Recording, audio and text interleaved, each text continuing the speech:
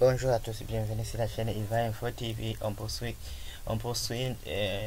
notre étude de requête action créée en mode SQL. Aujourd'hui, on va voir comment on peut modifier une table. Donc, pour modifier une table, on peut modifier sa structure. Donc, si on dit modifier sa structure, c'est modifier. On peut modifier, soit ajouter, soit supprimer des champs. Mais pour cette vidéo, on verra comment on peut modifier un chat. Donc pour modifier un chat, on peut modifier qu'un seul chat à la fois. Et la modification peut porter sur le type du chat ou l'attribution d'une clé primaire. Faisons alors un exemple. Donc ici j'ai créé une nouvelle table qu'on appelle gestion personne et j'ai inséré la table qu'on a vue précédemment et je peux l'afficher en mode de création. Par exemple, on voit bien que le nom de personne c'est le numéro auteur, le nom c'est le texte court et il porte 50 comme taille, date de naissance et le poids numérique. Je vais alors créer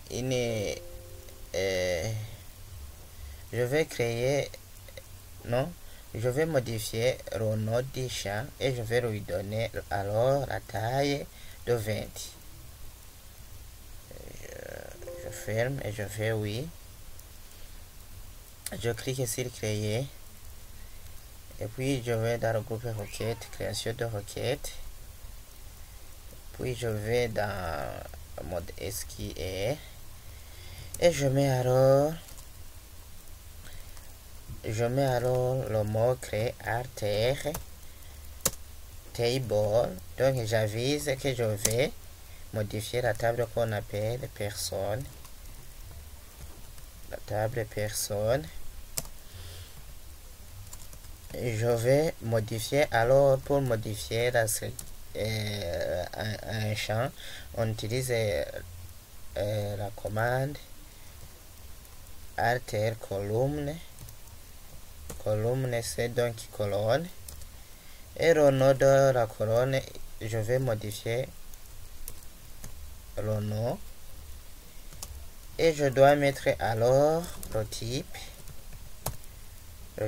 c'est char et je mets alors la taille de 20 par exemple et je mets un point virgule et j'exécute la requête. Si je visualise ma table en mode de création et si je clique ici sur le nom du chat, on voit bien que j'ai modifié la taille. La taille était de 50, maintenant elle est de 20.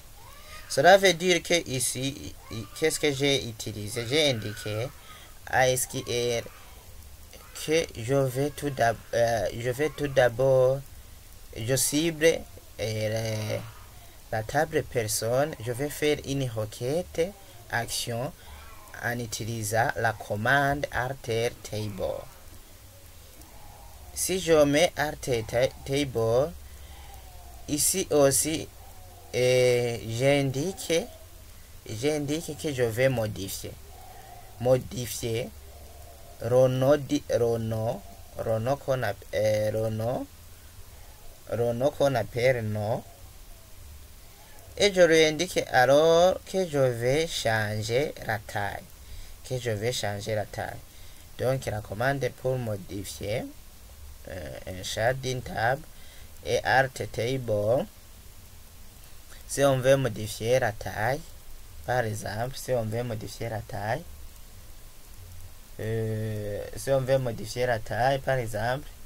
ou bien si on voulait ajouter une clé primaire, on aura pu mettre alter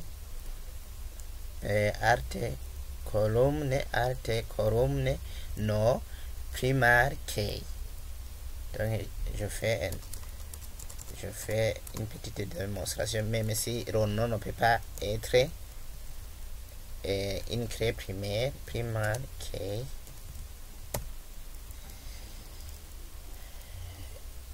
Et je vais alors dans l'onglet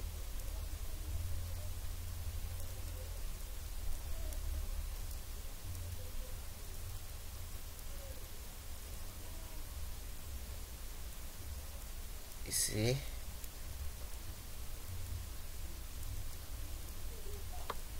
Si je change,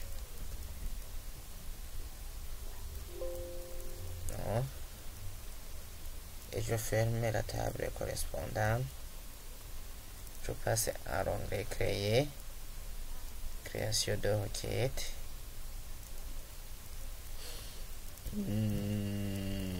SQL, et j'exécute la requête. Erreur de syntaxe dans la définition des champs.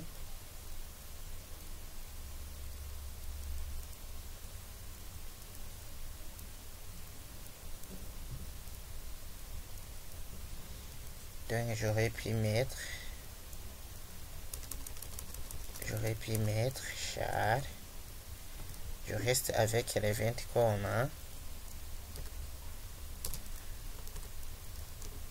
Avec l'event qu'on a et je lui donne la clé primaire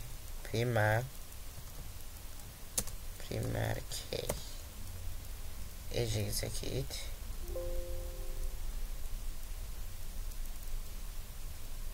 Donc on dit que la clé primaire existe déjà. Donc pour ce faire, je vais enlever la clé primaire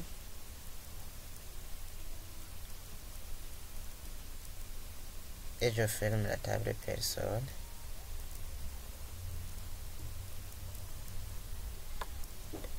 Je fais CTRL-C pour copier. Je ferme. Non, je ne vais pas enregistrer. Je passe dans l'onglet créer, création de requête.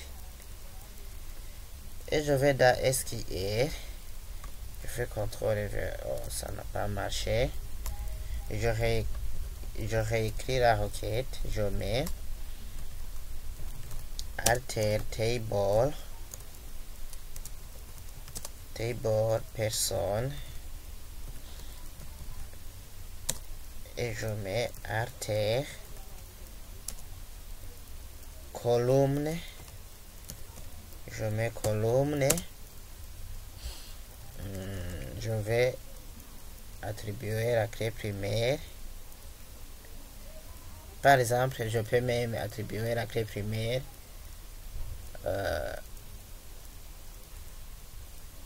au nom, oui, le nom, et je mets alors la taille char. Non, ce n'est pas la taille, le type de données char. Taille, je reste avec 20. Je reste avec 20 et je mets primaire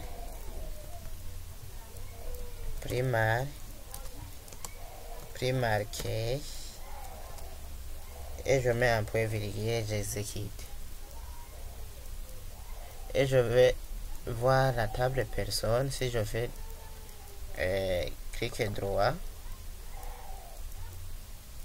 et voilà, j'ai donné la clé primaire.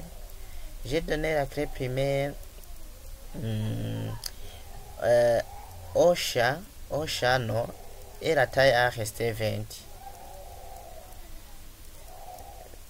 Donc ici j'arrive, la clé primaire est ici. Je mets clé primaire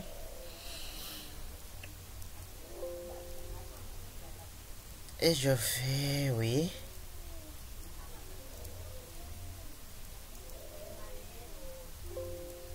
Et je ne voudrais pas enregistrer la modification. À la prochaine.